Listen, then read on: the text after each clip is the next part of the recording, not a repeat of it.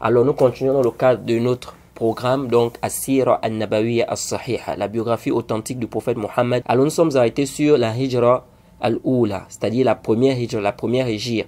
Et on avait expliqué un peu ce qui s'est passé avec le Qissat Gharaniq. Alors aujourd'hui nous allons parler de la deuxième Hijra. Donc, lorsque les musulmans sont arrivés, n'est-ce pas, nous avons expliqué que les musulmans qui sont partis à Habasha, donc en Éthiopie, ou bien en Abyssinie, l'ancienne Abyssinie, lorsqu'ils étaient là-bas, ils ont appris une nouvelle. Quelle était cette nouvelle? On leur a dit que depuis la Mecque, il y a les mouchrikoun, donc les associateurs se sont islamisés. Alors certains sont revenus, se sont dit que mais si les associateurs se sont islamisés, c'est qu'il n'y a plus de mal, ils ne pourront plus nous combattre, on peut retourner là-bas.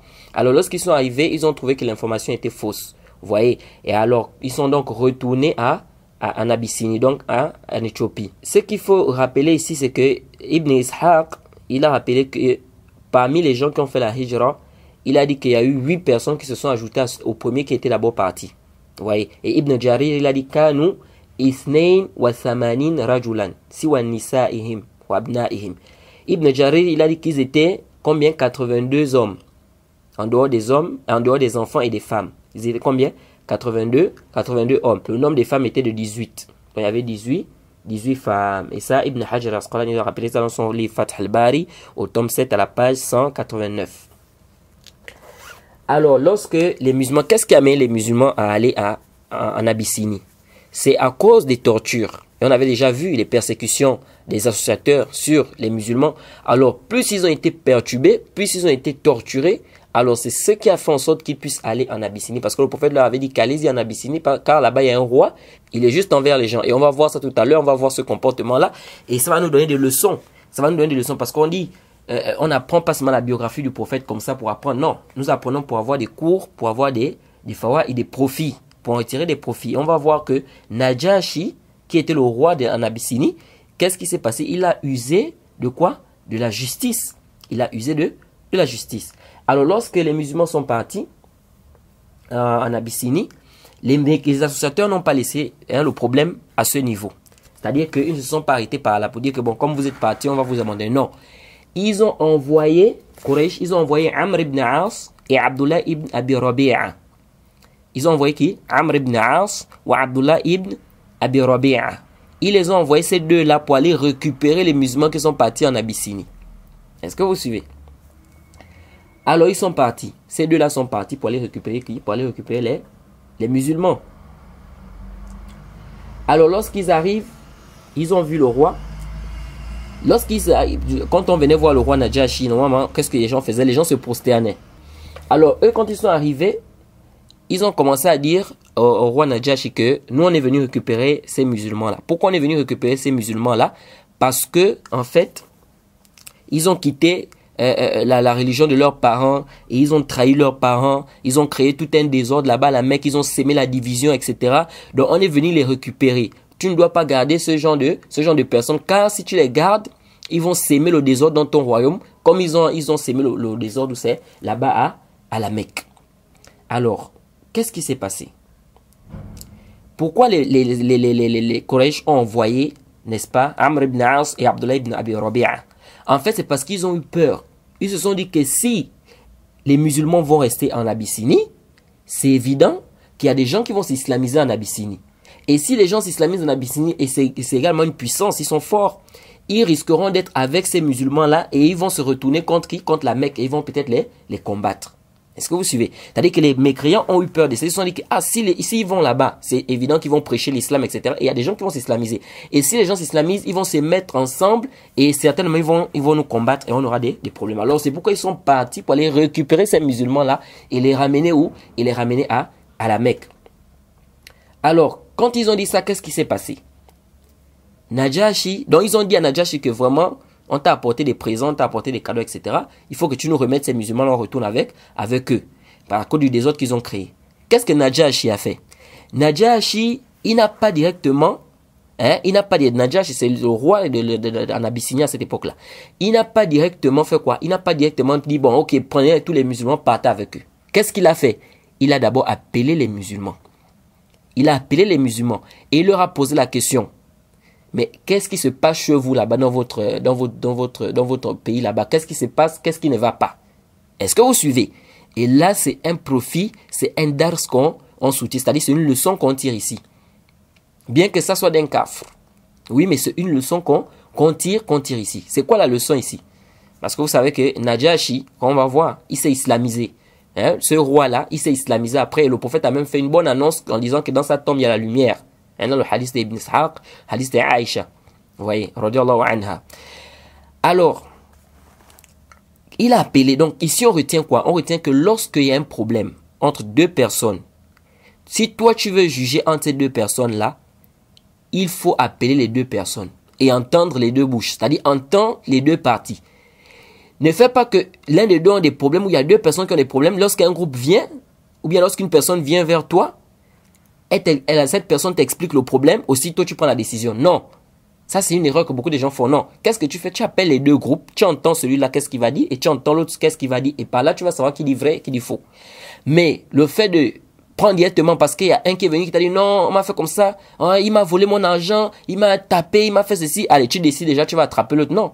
Cherche d'abord à savoir qu'est-ce qui se passe réellement. Est-ce que ce que celui-là est venu te dire est réellement vrai? Va poser la question aussi à l'autre. Donc, c'est ça. Quelqu'un qui veut juger entre un conflit, ou bien qui veut juger deux personnes qui ont un conflit ou un indifférent, qu'est-ce qu'il doit faire? Il doit écouter les deux parties. Il doit écouter les deux parties. Et c'est ça que Najashi a fait ici. Il n'a pas directement dit, bon, comme ceux-là m'ont dit qu'ils ont semé le désordre là-bas dans leur pays, etc. Bon, allez, prenez-les et retournez avec eux. Non. Il a d'abord appelé les musulmans. Alors, lorsqu'ils sont venus, vous savez, comme je disais tantôt, que lorsqu'on venait voir les rois, on se prosternait. Ce roi-là, Najashi, les gens se prosternaient. Alors, lorsque les Quraysh sont venus, donc Amr ibn As et Abdullah ibn Abi Rabi'a, ils se sont prosternés. N'est-ce pas? Après, lorsque Najashi a appelé les musulmans sont arrivés. Lorsque les musulmans arrivent, personne ne se prosterne. Ils saluent le roi comme ça, sans se prosterner. Vous voyez, ça a étonné le roi. Il s'est dit, mais comment? Tout le monde, quand ils viennent ici, ils se prosternent. Mais pourquoi ceux-là ne veulent pas se prosterner? Et qu'est-ce qu'il a dit? Amr ibn As a dit, il dit à Najashi, tu vois, je t'ai dit que ces gars-là vont semer le désordre dans ton pays. Voilà, ils ont déjà commencé à semer le désordre. Qu'est-ce qu'il voulait dire par là? Il voulait dire par là que comme c'est connu lorsqu'on vient te voir, on se prosterne. Mais regarde, eux déjà, ils viennent ici, ils viennent te voir sans se prosterner. Tu vois, ça commence comme ça déjà. Donc pour leur dire que, regarde déjà, le désordre qui commence déjà à s'aimer dans ton royaume. Ici, là, quand les gens viennent, on se prosterne, mais eux, ils commencent déjà à ne pas se prosterner. Vous voyez? Et les musulmans ont expliqué que non, nous, on ne se prosterne pas, hein, on ne se prosterne pas devant les gens, on se prosterne que devant Allah subhanahu wa ta'ala. Alors, qu'est-ce qui s'est passé ensuite? Najashi les a appelés, il a dit, ok, il n'y a pas de problème, il a qui? Et celui qui représentait les musulmans, c'était qui? C'était Ja'far ibn Abi Talib, radiyallahu anhu. Ja'far ibn Abi Talib, c'était lui qui représentait quoi? Les musulmans. Alors, il a posé la question. Et il a dit aux musulmans que qu'est-ce qui se passe? On m'a dit que vous semez le désordre là-bas, etc. Qu'est-ce qui ne va pas? Alors lui, il a répondu en disant ceci. Il a dit ceci, Ja'far ibn Abi Talib. Il a dit, ô roi, nous étions un peuple dans l'association, dans le polythéisme. Nous adorons les statues. On mangeait la bête morte. Hein? On était désagréable envers nos voisins. On rendait les choses qui étaient illicites licite, bien les choses qui étaient prohibées, on rendait ça licite. Et on s'entretuait entre nous. Et on n'interdisait pas les choses. Allah nous a envoyé un prophète. Allah nous a envoyé un prophète. Nous connaissons très bien qu'il remplit toujours ses promesses. Il est véridique. C'est quelqu'un de confiance. Il nous a appelés à adorer Allah seul, sans rien lui associer. Il nous a demandé de faire quoi? De garder les liens de parenté. Il nous a demandé de bien se comporter envers les voisins. Il nous a demandé de prier. Il nous a demandé de jeûner. Et il nous a demandé d'adorer Allah seul et personne d'autre.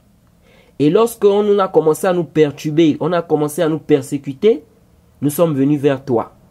Parce que nous avons appris que tu es un roi qui n'est pas injuste envers les gens.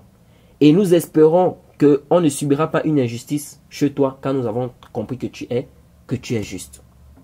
Voilà pourquoi ils disent qu'on est en train de diviser les familles. Voilà pourquoi ils disent qu'on a quitté la religion de nos parents. C'est à cause de ce que je suis en train de t'expliquer là. Vous voyez?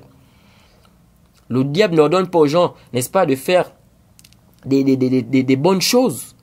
C'est pas ça son travail. Son travail, c'est de gaspiller. C'est-à-dire que c'est de faire en sorte que l'homme aille en enfer.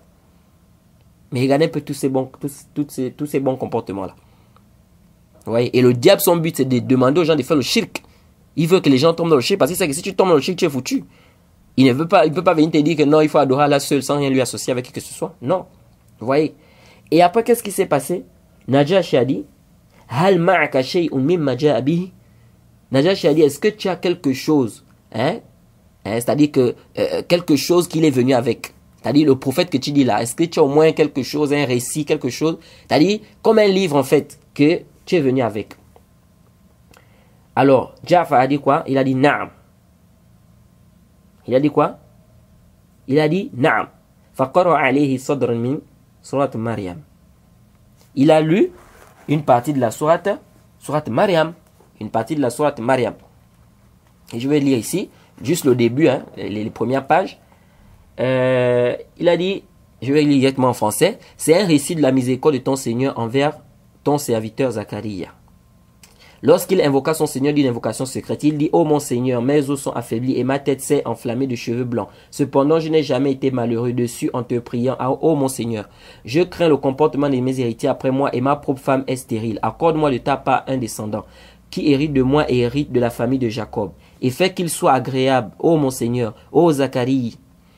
Nous t'annonçons la bonne nouvelle d'un fils. Son nom sera Yahya. Donc Jean, nous ne lui avons pas donné auparavant d'homonyme. Et Zacharie a dit, ô mon Seigneur, comment aurais-je un fils quand ma femme est stérile et que je suis très avancé en vieillesse? Allah lui dit, ainsi sera-t-il. Ton Seigneur a dit, ceci m'est facile et avant cela je t'ai créé alors que tu n'étais rien. Ô mon Seigneur, dit Zacharie, accorde-moi un signe. Ton signe, dit Allah, sera que tu ne pourras pas parler aux gens pendant 3 nuits, tout en étant bien portant. Il sortit donc du sanctuaire vers son peuple, puis il leur fit signe de prier matin et soir. Ô Yahya, tiens ferme au livre, c'est-à-dire la Torah. Nous lui donnâmes la sagesse alors qu'il était enfant, ainsi que la tendresse de notre part et la pureté. Il était pieux et dévoué envers ses pères et mères, et ne fut ni violent ni désobéissant. Que la paix soit sur lui le jour où il naquit, le jour où il mourra et le jour où il sera ressuscité vivant. Mention dans le livre, c'est-à-dire le Coran, Marie, quand elle se retira de sa famille en un lieu vers l'Orient. Elle mit entre elle et eux un voile. Nous lui envoyâmes notre esprit Gabriel, qui se présenta à elle sous la forme d'un homme parfait. Elle dit, je me réfugie contre toi auprès du tout miséricordieux. Si tu es pieux, ne m'approche point. Il dit, je ne suis en fait un messager, ou je suis en fait un messager de ton Seigneur pour te faire don d'un fils pur. Elle dit, comment aurais-je un fils quand aucun homme ne m'a touché et que je ne suis pas prostituée? Il dit, ainsi sera-t-il, cela m'est facile, a dit ton Seigneur. Et nous ferons de lui un signe pour les gens et une miséricorde de notre part. C'est une affaire déjà décidée. Et elle devint donc enceinte de l'enfant et elle se retira avec lui en un lieu éloigné. Vous voyez? Donc, Ja'far ibn Abi Talib, il a lu ces versets-là de la sourate Maryam. Et il a lu une partie, c'est-à-dire que les débuts de la sourate Maryam. Et ici, je tiens à rappeler que les hadiths qui sont venus, je n'ai pas encore lu un hadith qui explique clairement le nombre de versets qu'il a lu. Au-dessus de quelqu'un qui connaît, il y a toujours quelqu'un qui connaît plus. Ce que j'ai déjà lu, je n'ai pas encore lu un hadith ou un texte qui nous explique le nombre de versets qu'ils ont lu. Mais ici, les hadiths nous disent qu'il a lu quoi? Le début de la sourate Maryam. Donc peut-être 2 pages, peut-être 3 pages, peut-être combien de pages. C'est pas ce qui nous importe. Ce qui nous importe ici, c'est quoi? Il a lu une partie de la sourate Maryam. Fabaka. Najashi a pleuré. Najashi a pleuré. Ce roi-là, quand il a écouté ces versets du Coran, il s'est mis à pleurer. Jusqu'à ce que sa barbe était trempée. Vous voyez? ثم قال إن هذا الكلام لا يخرج من مشكاة التي جاء بها موسى انطلقوا راشدين. Qu'est-ce qu'il a dit? Il a dit cette parole que tu viens de citer là, ou bien les paroles que tu viens de lire ici, ça sort du même mishkat, c'est-à-dire ça sort du même mishkat, c'est-à-dire de la même source que celle qui est sortie avec Moussa. Vous voyez, donc comme si Najashi voulait dire en fait que les paroles que tu viens à peine de citer là, ça vient de là, ça vient d'en haut. C'est-à-dire que c'est une révélation, ce n'est pas quelque chose inventé. Alors donc, il a libéré les musulmans. Il a fait quoi? Il a libéré les musulmans. Mais Amr ibn As, il ne s'est pas arrêté par là. Donc il n'a pas laissé l'affaire comme ça. Il s'est dit, mais comment? On ne peut pas laisser ça comme ça. il est revenu dire à Najashi, maintenant là, il a maintenant mené quelque chose pour s'aimer le trouble entre Najashi et les musulmans. Il est venu dire à Najashi que, mais toi tu es chrétien, non? Tu sais ce qu'il dit sur Isa? Il dit, Ayyuha al-Malik, innahum yaquluna fi Isa qawlan azima. Il a dit comment on appelle? À Ja'far ibn Abi Talib, que tu sais ce qu'il dit sur Isa? Ils disent que ce n'est pas le fils de Dieu, alors que toi tu crois à la Sainte Trinité, tu crois qu'il est le fils de Dieu, et ils disent le contraire de tout ça. Vous voyez, comme pour faire quoi? Pour énerver Najashi, parce que Najashi se dit que mais comment ils peuvent parler comme ça d'Isa, de Jésus? Alors qu'est-ce qu'il a fait encore? Il a appelé les musulmans. Vous voyez? Et on dit toujours ça, c'est un dars, c'est une leçon qu'on tire ici. Que ne prends pas directement la parole. Deux personnes ont un problème, ne prends pas directement la parole d'un groupe. Non, appelle l'autre groupe pour écouter. Réellement, qu'est-ce qui se passe? Alors il a appelé les musulmans. Fasalahum. Faqala lahu Ja'far ibn Abi Talib. Qu'est-ce qu'il a dit? Il a dit Naqul huwa Abdullah wa rasuluhu wa kalimatuhu. Alors il a appelé les musulmans. Et Ja'far ibn Abi Talib a dit, nous disons qu'il est le serviteur d'Allah. C'est-à-dire, Najashi a posé la question à Ja'far ibn Abi Talib, radiyallahu anhu, qu'est-ce que vous dites sur Jésus? C'est-à-dire, qu'est-ce que votre prophète vous enseigne sur Jésus? Alors lui il a dit, nous disons qu'il est le serviteur d'Allah, son messager, sa parole et son esprit qu'il lança à Marie. Et qu'est-ce que Najashi a dit? Il a dit, ce que tu viens de dire sur Isa là, ne dépasse pas ce bois là. Il a fait un signe avec le bois. Comme pour dire que ce que tu as dit sur Isa, de ce que nous connaissons, n'est pas plus, il n'y a pas une distance, c'est-à-dire il n'y a pas une distance longue. Ça veut dire que ce que toi tu dis et ce que nous connaissons de Isa, c'est proche. C'est quoi? C'est proche.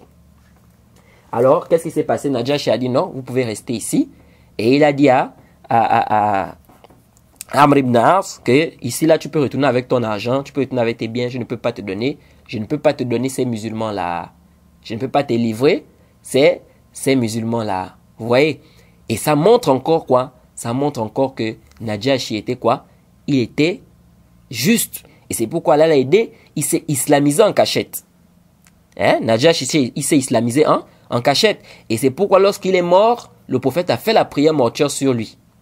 Le prophète a fait la prière mortuaire sur lui. Vous voyez un peu. Alors, ici, là, quelle est l'histoire de Najashi en réalité? Najashi, là, il a une histoire. Il a quoi? Une histoire qui est rapportée dans Ibn Ishaq et Ibn Hisham, le hadith de Aïcha et de Salama, et qui a été authentifié par Ibn Hajar et Ibn Kathir. L'histoire de Najashi, c'est quoi? Déjà, Najashi, il faut déjà rappeler que Najashi, c'est un nom qui est donné normalement, qui était donné à tout roi en fi Habasha, c'est-à-dire que tout roi qui était à Habasha, c'est-à-dire en Abyssinie, l'Abyssinie c'est l'actuelle Éthiopie. Alors, tout roi qui s'élevait là-bas en Abyssinie, il s'appelait Najashi. Donc Najashi, ce n'est pas un nom propre, non. C'est-à-dire c'est un nom qui était destiné à quoi? À tous les rois qui s'élevaient où? En Abyssinie, comme Pharaon en Égypte. Vous voyez un peu. Alors, ça a été rapporté dans le hadith d'Aïcha et Ibn Ishaq et bien d'autres que le prophète Mohammed sallallahu alayhi wa sallam a dit même fi qabrihi nour, que dans sa tombe, il y a quoi? Il y a de la lumière. Vous voyez. Alors, Najashi, normalement son histoire, c'est que son papa était le roi de l'Abyssinie. Le papa de qui? De Najashi. Et le papa de Najashi, il avait un frère. Maintenant, le papa de Najashi là, c'est-à-dire qui était roi là, il a été tué. Il a été quoi? Il a été tué. Lorsqu'il a été tué, c'est-à-dire que le papa de Najashi, quand il était roi en Abyssinie, il a été tué. Lorsqu'on l'a tué, alors c'est son frère qui a pris le pouvoir. Donc on a mis son frère où? Au pouvoir. Et Najashi était le seul fils de son papa. Il était le seul fils de son papa. Mais son oncle là qui a pris le pouvoir, il avait au moins 12 enfants. Son oncle qui a pris le pouvoir lorsque son papa est mort, il avait combien? 12 enfants. Alors, mais Najashi était très proche de son oncle. C'est-à-dire son oncle là l'aimait beaucoup. Au point où les gens ont vu ça. Ils se sont dit que, si l'oncle de Najashi meurt, c'est évident que c'est Najashi qui va prendre le pouvoir. C'est-à-dire qu'ils n'ont pas voulu cela. Ils n'ont pas voulu quoi? Ils n'ont pas voulu que le pouvoir là tourne toujours dans la même famille là. Donc là, le Najashi et son fils, etc. C'est-à-dire dans la même famille là. Alors, qu'est-ce qu'ils ont décidé de faire? Ils ont décidé de prendre Najashi, il était encore petit, d'aller le vendre. Ils ont décidé de prendre Najashi et d'aller faire quoi? d'aller le vendre. Alors ils ont pris un bateau, ils sont allés vendre Najashi. Alors lorsqu'ils sont allés le vendre au marché, il y a un commerçant qui a acheté Najashi. Vous voyez, et c'est vrai qu'à l'époque c'était comme ça, hein, on achetait les gens, on achetait les enfants, etc. C'était même jusqu'à aujourd'hui, hein, c'est toujours resté. Vous voyez, dans certaines tribus en Afrique, on vend toujours les enfants, la vente des enfants, on fait toujours ça. Vous voyez. Alors le prophète a interdit de vendre une personne libre. Hein? Le prophète a interdit de vendre une personne libre. Alors ici, qu'est-ce qui s'est passé? Ils ont vendu Najashi. Lorsqu'ils ont vendu Najashi, la même nuit qu'ils ont vendu Najashi, l'oncle de Najashi est mort. Donc l'oncle qui avait pour le pouvoir là, il est mort. Alors ils sont venus, ils se sont dit, mais l'oncle est mort, comment on fait maintenant? On est obligé de mettre quelqu'un à la tête. Alors ils ont cherché parmi les enfants de l'oncle de Najashi, là, donc les 12 enfants là. Et ils ont trouvé que tous ces enfants-là, ils étaient tous hébétés, stupides. En fait, c'était des enfants stupides, hébétés. Aucun d'eux ne pouvait être roi. C'est-à-dire, aucun d'eux n'avait les conditions requises, ou bien aucun d'eux n'avait, n'est-ce pas, la capacité de faire quoi, de gérer le pays. Alors, ils se sont dit, Mazanasna, qu'est-ce qu'on va faire maintenant? Il n'y a personne parmi eux là qui peut prendre le pouvoir. Ils sont tous, hein, c'est des enfants hébétés, etc. Ils ne peuvent pas prendre le pouvoir. Maintenant, on fait comment? Alors, ils ont dit, mais donc la seule solution qui nous reste là, c'est de mettre Najashi au pouvoir. Mais le problème, c'est qu'on a déjà vendu Najashi. Qu'est-ce qu'on fait? Alors, ils sont repartis chercher Najashi. Ils sont repartis chercher Najashi chez le commerçant qu'ils ont vendu. Alors, ils sont arrivés là-bas, ils ont récupéré Najashi, ils sont revenus et ils ont mis Najashi au pouvoir. Ils ont mis Najashi au pouvoir. C'est comme ça qu'il est devenu roi en Abyssinie. Mais le problème ici, c'est qu'ils n'ont pas rendu l'argent aux commerçants. Ils n'ont pas rendu l'argent à qui? À ce commerçant-là. Alors le commerçant est venu après des années, il est revenu voir le roi. Qui est qui? Qui était Najashi. Et il s'est plaint chez lui. Il a dit, je veux mon argent. Il dit, il y a des groupes, n'est-ce pas, de ton peuple ici. Ils sont venus m'ont vendu un enfant. Après, ils sont venus récupérer l'enfant et ils m'ont pas rendu mon argent. Donc, je veux mon argent. Et c'est comme ça que Najashi a dit, il a appelé, il a dit, tu reconnais les personnes, oui, c'est tel. Il les a appelés, il a dit ceci, vous remettez l'argent à ce commerçant ou bien il récupère l'enfant. Sans savoir que c'est lui-même le roi. C'est-à-dire que Najashi lui-même ne savait pas que l'enfant dont il est question ici, c'est qui? C'est lui-même. Alors, qu'est-ce qui s'est passé? Ils ont remis quoi? Ils ont remis l'argent. Ils ont remis l'argent. Ça, c'est un peu l'histoire de qui? De Najashi. Donc, Najashi est devenu roi en Abyssinie, donc l'actuelle Éthiopie. N'est-ce pas, à cette époque-là, c'était de cette manière. Et ça, c'est un hadith qui est authentique, qui est rapporté par Ibn Ishaq et Ibn Hisham. Le hadith de Aïcha dans d'autres versions, Salama. Et ça a été authentifié par Ibn Hajar et Ibn Kathir. Alors, il y a des versions qui sont venues nous dire que Amr ibn As, il s'est islamisé en cachette. Il y a certaines versions dans les hadiths, on nous dit que Amr ibn As, donc celui-là que les Quraysh ont envoyé venir préoccuper les musulmans, il s'est islamisé en cachette et il a dit à Ja'far ibn Abi Talib, la tukhbir ahadan. C'est-à-dire, il a dit à Ja'far ibn Abi Talib que n'informe cela à personne. Mais ça là yasih. Ça là, c'est daif. Donc, l'histoire qui dit que Amr ibn As, il s'est islamisé en cachette et puis il a dit à Ja'far ibn Abi Talib que n'informe cela à personne, ça c'est pas authentique, c'est daif. Parce qu'il y a des versions authentiques qui sont venues nous montrer l'islamisation de Amr ibn As. Il y a d'autres versions authentiques qui sont venues nous montrer quoi? L'islamisation de qui? De Amr ibn As. Tu vois, c'est pourquoi beaucoup de savants ont dit que cette histoire-là est daif. Cette histoire qui dit qu'il s'est islamisé en cachette et puis il a dit à Ja'far ibn Abi Talib qu'il ne dit ça à personne. Mais il s'est islamisé. Donc Amr ibn As, il s'est islamisé. Alors donc, beaucoup de musulmans, alors, ils ont fait la hijra. Ils ont fait la hijra en Abyssinie. Pourquoi? Parce que là-bas, au moins, ils pouvaient bien adorer Allah. Et Ja'far ibn Abi Talib, il est resté là-bas avec beaucoup de gens jusqu'à le Fath Khaybar. Jusqu'à la conquête de Khaybar, hein, la 7e année de l'Hégire. Alors, ici aussi, il y a un problème, c'est l'islamisation de Omar ibn al-Khattab. C'est-à-dire Omar ibn al-Khattab, radiallahu anhu, que vous connaissez tous. Omar s'est islamisé. Et Omar ibn al-Khattab, comme vous savez tous, c'est parmi les grands compagnons du prophète Mohammed sallallahu alayhi wa sallam. Hein, vous connaissez tous les 4 compagnons, les khulafa, hein, les 4 grands compagnons du prophète, Abu Bakr, Omar, Ali et Osman et Ali. Hein, les 4 grands compagnons du prophète Mohammed sallallahu alayhi wa sallam. On avait déjà expliqué, quand on avait parlé de l'islamisation des Hamza, on avait dit que l'islamisation des Hamza la yasih. Qui disait que Hamza il s'est islamisé. Comment est-ce que Hamza s'est islamisé? Il a trouvé que on était en train de torturer, taper le prophète. Et lorsqu'il est venu, Abu Jahl était en train de taper le prophète. Lorsqu'il est venu, il a trouvé Abu Jahl en train de taper le prophète. Et il a pris son arc, il a tapé sur Abu Jahl. Il a dit, tu n'as pas honte de t'en prendre à mon neveu. Si tu veux t'en prendre à quelqu'un, en prends-toi à moi. Comment est-ce que tu peux embêter mon neveu alors que je suis dans sa religion? Et les gens se sont étonnés que Hamza est déjà entré dans la religion de son neveu. Et il est parti voir le prophète. Il a dit au prophète que j'atteste qu'il n'y a aucune divinité vraie qui mérite l'adoration en dehors d'Allah. J'atteste que tu es le messager d'Allah. On avait dit que cette histoire est daïf. Cette histoire est daïf pour plusieurs raisons. Certaines versions sont venues rapportées par Al-Waqidi, min tariq Al-Waqidi. On avait dit qu'Al-Waqidi il est matrouk. Donc le hadith est daïf jiddan. Et dans d'autres versions même, Ibn Ishaq dit haddathani rajulun min man aslama. Il dit un homme qui s'est islamisé m'a dit. Vous voyez, Ibn Ishaq il dit quoi? Un homme qui s'est islamisé m'a dit. Mais un homme qui s'est islamisé t'a dit c'est qui? Vous voyez, c'est pourquoi l'histoire, on dit que l'histoire est daïf, à cause de toutes ces raisons-là. Vous voyez, un homme qui s'est islamisé, c'est pas clair, un homme qui s'est islamisé, c'est qui on doit connaître. Est-ce que tout ce qui s'est islamisé, est-ce que toute personne qui s'islamise, il est forcément juste? Il ne ment pas? Est-ce que toute personne qui devient musulman, il ne ment jamais? Vous voyez? Et est-ce qu'il est borbe? Est-ce qu'il a la capacité de rapporter un hadith bien comme il a entendu, sans faire des erreurs? Donc tout ça, c'est des trucs qu'il faut voir. Donc on ne peut pas prendre un hadith de quelqu'un qui vient nous dire, quelqu'un qui s'est islamisé m'a dit. Quelqu'un qui s'est islamisé t'a dit, c'est qui? Vous voyez un peu donc le hadith là est quoi? Est daïf. Donc l'islamisation de Hamza, bien que ça soit mashhour, bien que ça soit célèbre, on voit ça beaucoup, on écoute ça dans les mosquées, etc. Même à la télé, dans les films. Malheureusement, c'est quoi? C'est daïf, la yasih. Omar ibn al-Khattab aussi, il n'y a aucun hadith authentique qui est venu nous dire spécifier, ou qui est venu nous spécifier, pardon, exactement la date à laquelle Omar ibn al-Khattab s'est islamisé. Ibn Ishaq, par contre, il dit quoi? Il dit que l'islamisation de Omar s'est produite après la hijra de Habasha. Vous voyez? Donc après la deuxième hijra. Vous voyez? Donc juste à la fin de la première hijra. Ça c'est ce que Ibn Ishaq dit. Mais normalement on n'a pas un hadith clair qui nous donne la date exacte, n'est-ce pas, de l'islamisation de Omar ibn al-Khattab.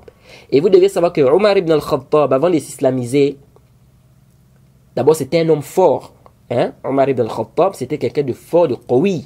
Vous voyez? Et ça me rappelle l'histoire. Le Omar ibn al-Khattab, on dit qu'il partait souvent marcher avec du bois.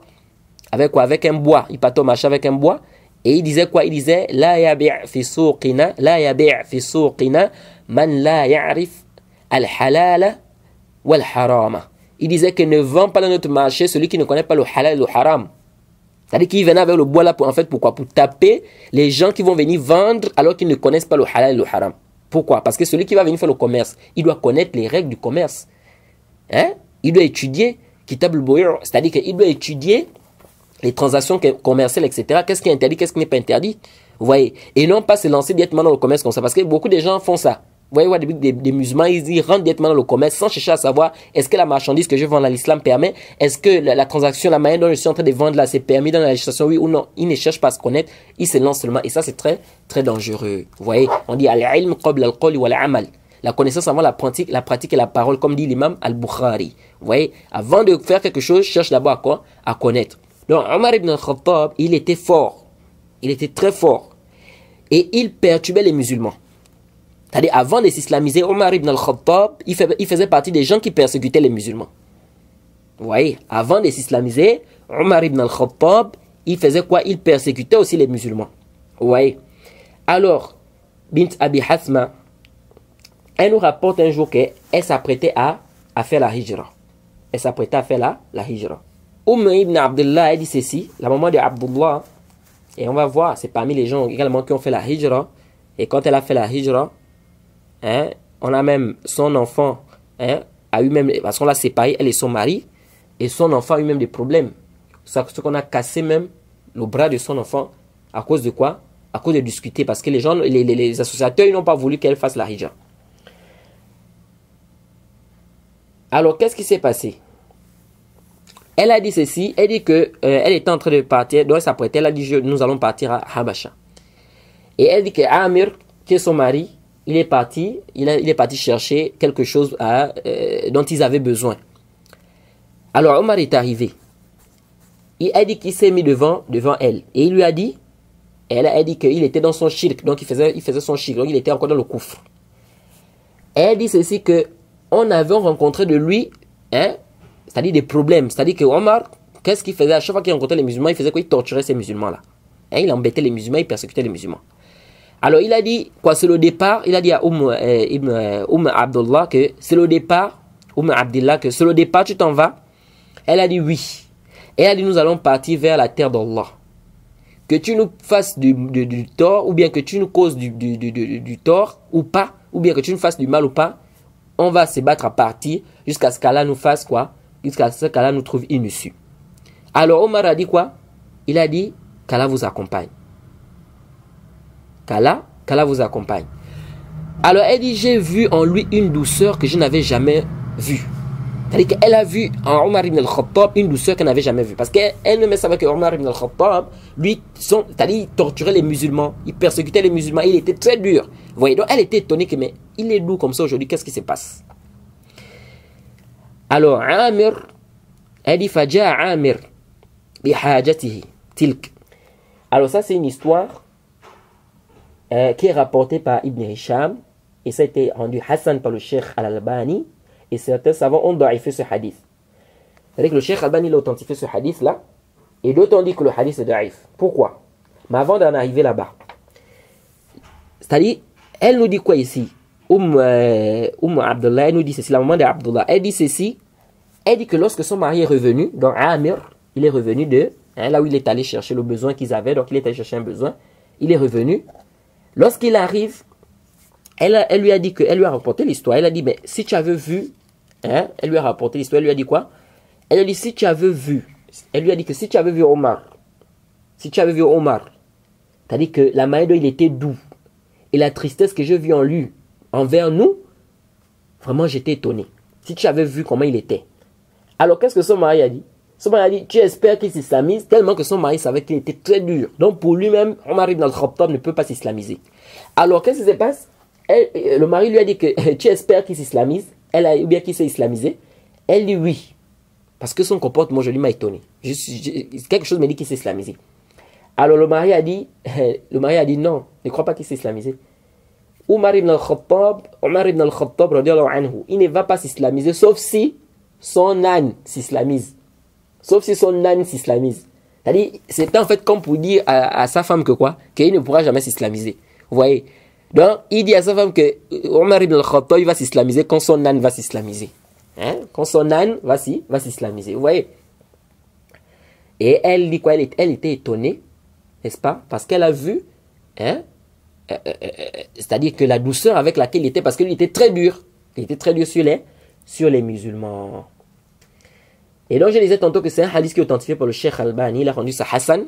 Et beaucoup de savants disent que le hadith est daïf. Ou certains savants disent que c'est daïf. Pourquoi? Parce qu'ils disent que la personne qui rapporte le rawi, Abdullah, celui qui rapporte de Abdullah, c'est son fils, Abdulaziz ibn Abdullah ibn Amir. Abdulaziz ibn Abdullah ibn Amir. Et ils disent que وَلَمْ نَجِدْ لَهُ جَرْحًا وَلَا تَعْدِيلًا وَقَدْ ذَكَرَهُ الْبُخَارِي فِي التَّارِيخ. C'est-à-dire que ces savants qui ont daïfé ça, ils disent quoi? Ils disent que le récit est rapporté par Abdulaziz ibn Abdullah ibn Amir. Abdulaziz ibn Abdullah ibn Amir.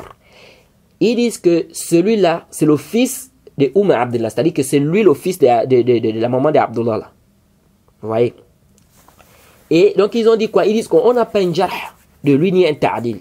C'est-à-dire qu'on n'a pas des savants qui ont fait des éloges sur ce rapporteur et on n'a pas des savants qui ont fait des critiques sur lui. C'est-à-dire que quand nous avons un rapporteur, il faut qu'il y ait des savants qui ont fait des éloges sur lui ou d'autres rapporteurs qui ont fait des éloges sur lui que oui, c'est un rapporteur qui est digne de confiance, on peut prendre de lui.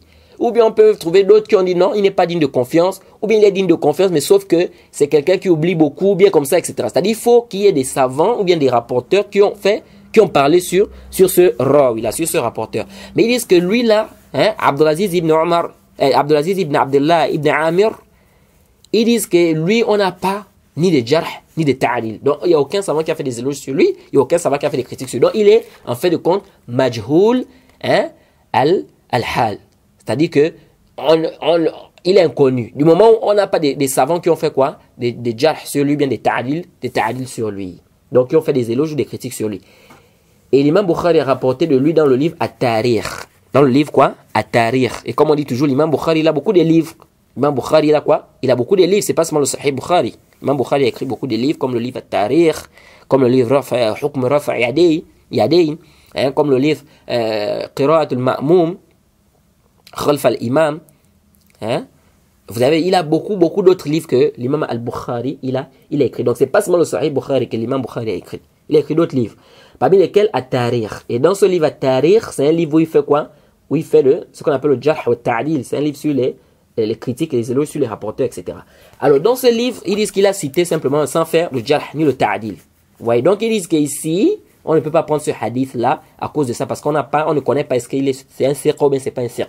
Et le Cheikh Al-Albani, rahimahullah, lui, il a authentifié ce hadith. Il dit la personne qui rapporte l'histoire, c'est le fils de ça, c'est-à-dire c'est le fils de la maman. Oumar Abdullah. C'est-à-dire c'est son propre fils qui rapporte cette histoire. Donc il dit que donc, c'est évident qu'il ait pris ça de sa maman. C'est évident qu'il ait pris l'histoire de qui? De sa maman. Vous voyez, donc c'est pourquoi le Cheikh Al-Albani, rahimahullah, lui, il voit que le hadith est Hassan, et il a rendu ce hadith-là Hassan, donc ce hadith-là authentique.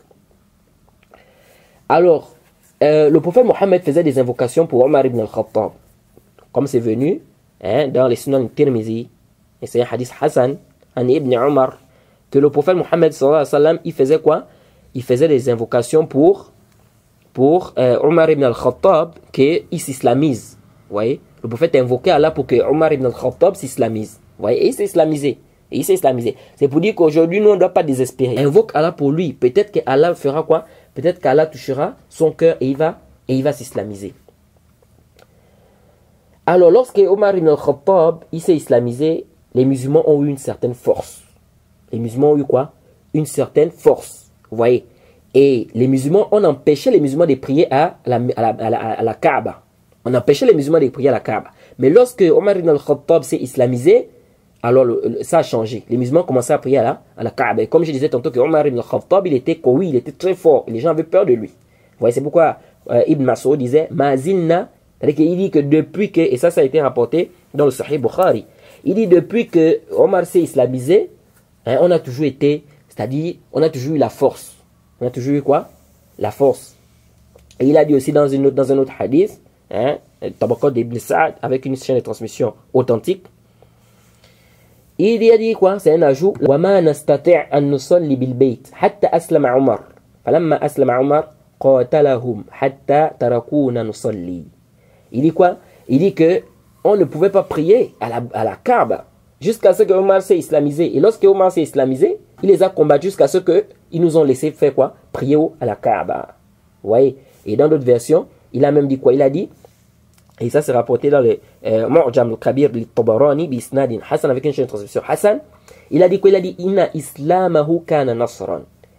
Ibn Mas'ud a dit quoi? Il a dit l'islamisation de Omar, c'était une victoire pour nous. C'était quoi? Une victoire pour nous. Mais cela ne veut pas dire que Omar ibn al-Khattab, il n'a pas subi l'injustice des associateurs, ou bien ils n'ont pas porté atteinte. Cela ne veut pas dire ça. Vous voyez? C'est pourquoi, lorsque Omar ibn al-Khattab s'est islamisé, Lamma aslama Abi Omar, ça c'est Ibn Omar qui nous rapporte ça, il dit ceci, lorsque mon papa s'est islamisé, il a dit, lorsque Ibn Omar nous dit que lorsque son papa s'est islamisé, il a dit, qui est parmi les Quraysh c'est-à-dire qui fait passer la nouvelle de manière rapide, qui fait passer les nouvelles de manière rapide. On lui a dit que c'est Jamil ibn Ma'mar. Vous voyez? Ensuite, qu'est-ce qui s'est passé? Il est venu voir cet homme-là, Jamil ibn Ma'mar. Il lui a dit, A'alimta, ya Jamil, anni qad aslamtu wa dakhaltu fi dini Muhammadin. Il lui a dit que, est-ce que tu sais que je me suis islamisé, je suis entré dans la religion de Mohammed?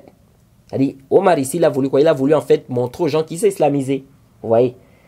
فَقَالَ فَوَاللَّهِ مَا رَجَعَهُ حَتَّى قَامَ يَجُرُّ رِدَاءَهُ وَأَتْبَعَهُ عُمَرُ وَأَتْبَعْتُ أَبِي حَتَّى إِذَا قَامَ عَلَى بَابِ الْمَسْجِدِ صَرَّخَ بِأَعْلَى صَوْتِهِ يَا مَعْشَرَ قُرَيْشٍ أَلَّا إِنَّ عُمَرَ قَدْ صَبَأَ. Vous voyez? Et lui, il est parti. Il est parti. Dès que Omar lui a donné cette nouvelle-là, aussitôt il s'est précipité pour aller annoncer quoi? Cette nouvelle. Il est parti, les associateurs étaient vers la Kaaba. Alors il a commencé à crier. Alors il a dit une parole C'est-à-dire qu'au lieu de dire que Omar s'est islamisé, il n'a pas dit que Omar s'est islamisé. Mais il a dit une autre parole. C'est comme ça que Omar était derrière lui. Donc, Omar était en train de le suivre. Parce que Ibn Omar, il nous dit quoi? Il nous dit que son papa est en train de suivre cet homme-là. Hein? Jamil là.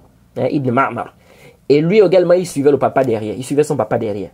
Donc, il dit, lorsque Omar est arrivé, il a trouvé que ce qu'il a dit, c'était pas ça. C'est-à-dire, il a changé. Et là, il dit que Omar s'est islamisé, il ne l'a pas dit. Omar a dit, il a menti. ولكني قد أسلمت وشهدت أن لا إله إلا الله وأن محمدا عبده ورسوله. Il a dit c'est un menteur, mais moi je me suis islamisé et j'ai attesté qu'il n'y a aucune divinité vraie qui mérite l'adoration en dehors d'Allah, et j'atteste que Mohammed est son serviteur et son messager. Alors qu'est-ce qui s'est passé? يقاتلونهم ويقاتلونه حتى قامت الشمس على رؤوسهم. Alors quand Omar a dit ça, ils se sont levés, les associations se sont levés. Ils sont venus vers Omar, ils ont commencé à torturer Omar. Donc c'est-à-dire, ils ont cherché maintenant à taper Omar. Donc, Omar était maintenant en train de se battre avec eux. Donc, il y avait maintenant une bagarre entre Omar et les associateurs. Et ils se sont battus jusqu'à ce que le soleil s'est levé sur leur tête. Jusqu'à ce que le soleil s'est levé sur leur tête. Mais avant ça, As ibn Wa'il, At-Tahmi, il est venu voir Omar. Et il a dit, Ma baluka. Faqala Omar, Za'ama qawmuka, annahum sayaqtulunani, in aslamtu. C'est-à-dire qu'on nous dit que As ibn Wa'il, et vous connaissez tous As ibn Wa'il, on avait déjà expliqué son histoire, hein, celui qui torturait Khabbab, et qui avait dit à Khabbab que je ne veux pas te donner, hein, je ne veux pas te donner ce que je te dois là, jusqu'à ce que tu sois ressuscité. Alors, qu'est-ce qu'il a dit à Omar? Il a dit à Omar que qu'est-ce qui se passe? Il dit non, Omar lui a dit que ton peuple a prétendu, ils ont dit que si je m'islamise, ils vont me tuer, ou bien ils vont me frapper. Alors, As ibn Wa'il, qu'est-ce qu'il a dit? Il a dit, ils ne pourront rien te faire. Ils ne pourront rien te faire. Jusqu'à ce qu'il a trouvé les gens, ils étaient regroupés tous. Ça, c'est avant qu'ils se battent avec Omar ibn al-Khattab. Ils étaient tous regroupés hein, pour aller maintenant taper Omar ibn al-Khattab. Et il leur a dit que vous ne devez pas le faire. Vous ne deviez pas quoi? Le faire. Alors, lorsqu'ils étaient maintenant en train de se battre avec Omar ibn al-Khattab, comme on a dit, jusqu'à ce que le soleil soit au-dessus de leur tête, il y a un homme qui est venu. فَبَيْنَمَا هُمَا عَلَى ذَلِكَ إِذْ أَقْبَلَ الشَّيْخ مِنْ قُرَيْشٍ. Il y a un vieux qui est venu, c'est-à-dire s'est arrêté là où ils étaient en train de se battre là. حتى وقف عليهم فقال ما شأنكم قالوا صبا عمر فقال فما رجل اختار لنفسه أمرا فماذا تريدون. Alors, c'est-à-dire, il y a un vieux qui est venu. Il a dit, mais qu'est-ce qui se passe là? C'est-à-dire, ils étaient en train de se battre avec Omar ibn al-Khattab. Alors, ils ont dit, mais qu'est-ce qui se passe? Vous avez quel problème? C'est comme ça qu'ils ont dit, non, lui, il est en train de nous embêter, il s'est islamisé, etc., etc. Alors, c'est comme ça que il a dit à ces gens, il a dit, mais ça, votre problème est à quel niveau? Et ça, c'est le vieux là qui dit ça à ces gens-là. Votre problème à quel niveau? Ils disent, un homme a choisi pour lui-même quelque chose. Qu'est-ce que vous voulez? Il a choisi quelque chose, c'est pour lui-même. Mais vous voulez le torturer sur quelle base? Vous voyez? Et c'est comme ça qu'ils ont laissé Omar ibn al-Khattab. وقد عرف ابن عمر فيما بعد من أبيه أن الذي أجره هو العاص ابن وائل السهمي. Vous voyez? Et Ibn Omar a dit qu'après ils ont su que le vieux qui est venu dire que qu'est-ce que vous voulez, il a choisi ça pour lui-même. C'était qui? C'était As ibn Wa'il. Et ça c'est un hadith qui est rapporté par Ibn Hisham Bisnadin Hassan, avec une chaîne de transmission Hassan. Ça c'est ce qui est venu concernant l'histoire de Omar ibn al-Khattab. Maintenant il y a d'autres hadiths qu'on nous rapporte où on nous dit que on nous rapporte l'islamisation de Omar ibn al-Khattab. Où on nous dit que non. Comment est-ce que Omar ibn al-Khattab s'est islamisé? Il était en train d'écouter le Coran, n'est-ce pas, à la Kaaba. Le prophète était en train de lire le Coran et lui il était en train d'écouter le Coran. Alors lorsqu'il était en train d'écouter le Coran, qu'est-ce qui s'est passé? Il a écouté le Coran, ça l'a touché. Et il s'est islamisé. Mais ça, c'est da'if. Ça, c'est quoi? C'est da'if. C'est da'if. Pourquoi c'est da'if? Parce que déjà dans la chaîne de transmission, hein, d'abord le hadith, les mursal, c'est quoi? C'est mursal et il y a dans la chaîne de transmission, on a Shurayh ibn Ubayd. Hein? Lam yudrik Omar. Il n'a pas rencontré Omar ibn al-Khattab. Donc l'histoire est quoi? Mursal, c'est da'if. Alors donc l'histoire qui dit que Omar ibn al-Khattab s'est islamisé parce qu'il a écouté le Coran à la Kaaba, le prophète a entendu le Coran, il a écouté ça là, plus ça l'a touché, il s'est islamisé, ça c'est da'if. D'autres disent que c'était la sourate quoi? Al-Haqqa. D'autres disent non, c'était pas la sourate Al-Haqqa, c'était une autre sourate. Bref, il y a beaucoup de paroles. Le hadith normalement il est da'if. On n'a plus besoin de ça parce que c'est un hadith da'if. Il y a une autre version, c'est-à-dire un autre hadith aussi qui est encore daif, qu'on nous rapporte, et ça, beaucoup de gens rapportent ça. On voit ça beaucoup sur Internet, hein, dans les mosquées, les gens amènent cette histoire-là. Où on nous dit quoi? Que Omar ibn al-Khattab, il s'apprêtait à aller torturer les musulmans. Alors, lorsqu'il s'apprêtait à aller torturer les musulmans, il a trouvé un musulman qui était en chemin. Et le musulman il a dit, où tu vas? Il a dit, je m'avais torturé les musulmans, je m'avais torturé votre prophète, que vous dites là, Mohammed. Ça, c'est Omar ibn al-Khattab qui dit ça. Et le musulman a dit, mais avant d'aller d'abord même torturer d'abord ces musulmans-là, va d'abord chez toi. Tu es en train de vouloir combattre l'islam alors que l'islam est déjà rentré dans ta maison. C'est comme ça que Omar a dit, comment? L'islam est rentré dans la maison, comment? Il dit, oui, mais va trouver ta soeur, elle s'est islamisée. Ta soeur Fatima, elle s'est islamisée. C'est comme ça que Omar ibn al-Khattab, il rentre chez lui, radiyallahu anhu. Il arrive là-bas, il trouve sa soeur. Alors, lorsqu'il arrive, il frappe d'abord le mari de sa soeur, Saïd ibn Zayd. Après, il voit sa soeur avec le quoi? Le mushaf, donc les feuillets du Coran, elle est en train de lire. Il frappe sa soeur. Donc, toi aussi, tu es rentré dans l'histoire là. Il prend le Coran. Et lorsqu'il prend le Coran, l'histoire nous rapporte même que sa soeur s'est blessée, le sang sortait. Elle a dit quoi? Elle a dit à Omar, if'al ma shi't. Elle a dit, fais ce que tu veux. Elle a dit à Omar quoi? Fais ce que tu veux. Après, elle a dit à Omar, il ne convient pas à quelqu'un qui n'est pas pur de toucher ce Coran-là. Il ne convient pas à quelqu'un qui n'est pas pur de toucher ce Coran-là. Et après, qu'est-ce qui s'est passé? Dans d'autres versions, on dit que Omar est parti d'abord faire le janaba. Omar ibn al-Khattab, il est parti d'abord faire le janaba. Après avoir fait le janaba, maintenant il est venu, il a pris les feuillets du Coran, il a commencé à lire. Et il a été touché et il s'est islamisé. Et il a été touché et il s'est quoi? Islamisé. Ça, c'est rapporté dans le Tabaqat d'Ibn Sa'ad. Et c'est une histoire qui est mashhour et d'autres même s'argumentent même de ce hadith pour prouver que la personne qui est en état d'impureté ne doit pas toucher le Coran. Ils amènent le hadith là. Ils disent voilà ici. La sœur de Omar, elle lui a dit que quelqu'un qui n'est pas pur ne peut pas toucher le Coran. Et Omar est parti d'abord faire le janaba avant de venir toucher le Coran. Mais l'histoire est daif. L'histoire est quoi? Est daif. C'est vrai que Ibn Hajar, il a accepté cette histoire dans le Fath al-Bari. Ibn Hajar, lui, voit que cette histoire-là est juste. Mais ce qui est juste, wallahu a'lam, c'est que l'histoire est daif. Pourquoi c'est daif? Parce que dans la chaîne de transmission, on a Al-Qasim ibn Uthman al-Basri. Fahoua daif. Et il est daif. Parce que dans la chaîne de transmission, on a un rapporteur qui s'appelle Qasim ibn Uthman al-Basri. Il est quoi? Il est daif.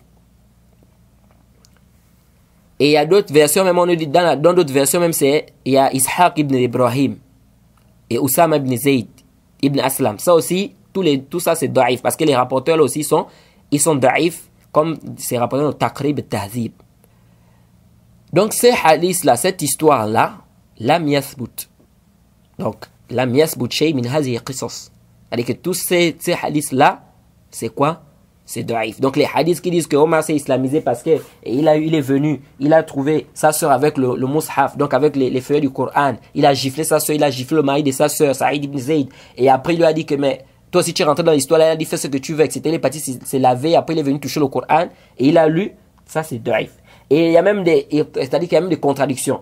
Tantôt on nous dit qu'il lisait les versets de Surat al-Taha. Ouais. Et dans la version d'Abdullah ibn Ahmed, on nous dit que non, il lisait les versets de Surat al-Hadid. Ouais. Donc il y a une contradiction. Tantôt on dit que c'est Surat al-Taha qu'il lisait, tantôt on dit que c'est Surat al-Hadid. Donc l'histoire normalement c'est une histoire quoi? C'est une histoire daif, la yasih, wa la yathbut. Et Ibn Hajar, lorsqu'il a expliqué cela, il dit ceci, dans le Fath al-Bari, au tome 7, à la page 172, il dit que il se peut,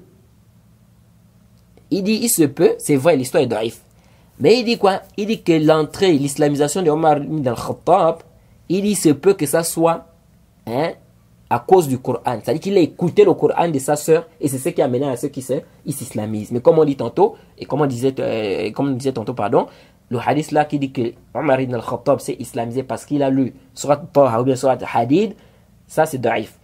Et on a aussi expliqué le hadith qui dit aussi qu'il a écouté le Coran à la Kaaba, le prophète tentait de lire et c'est ce qui a fait qu'il s'islamise aussi, il a été touché, machin, ça aussi, daif, la yasih, wa la yathbut. Donc ça c'est un peu ce qu'il faut retenir ici concernant quoi? Concernant l'histoire de Omar ibn al-Khattab. Donc, nous n'avons pas un hadith clair qui vient nous dire clairement la cause pour laquelle Omar ibn al-Khattab s'est islamisé.